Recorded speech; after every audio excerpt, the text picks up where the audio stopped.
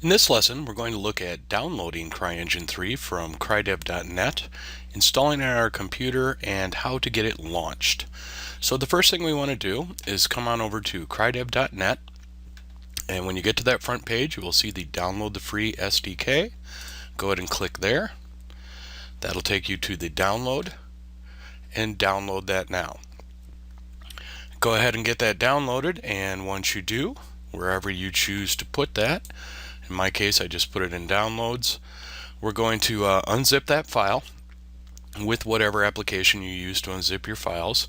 In this case, I went over and created a folder, Cryengine, and unzipped to that. And you should get all of these folders in here.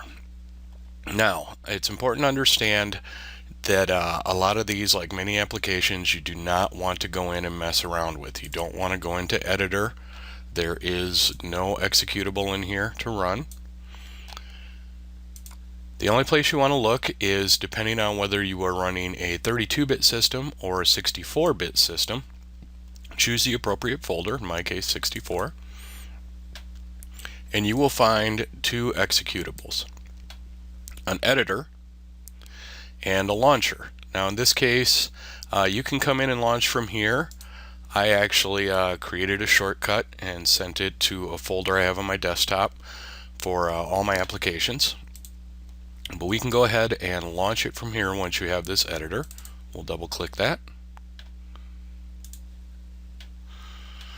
And we will wait for that to load. Now as that loads, you're going to get a Crydev login screen. You have to have an account with Crytek in order to use Cryengine 3. So if you already have one, great. You can go ahead and log in. Otherwise, you can click Create Account and create one, and then get logged into the system.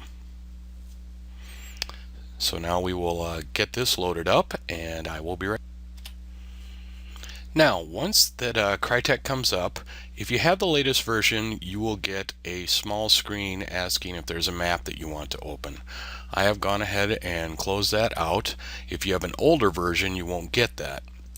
So we'll just go to File and Open, and we will pick Forest, which comes with it, and we will open that map. And I will pause while that loads. And then there we have our forest map that Crytek gave us to look around in and play around in.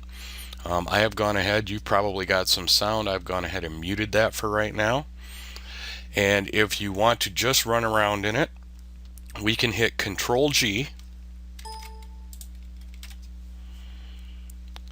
and that will put us into our game, and we can do a little running around.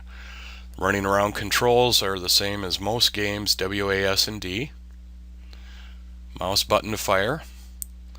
I apologize for my computer chugging while I run my recording software and Cryengine, but we will do our best as we move along.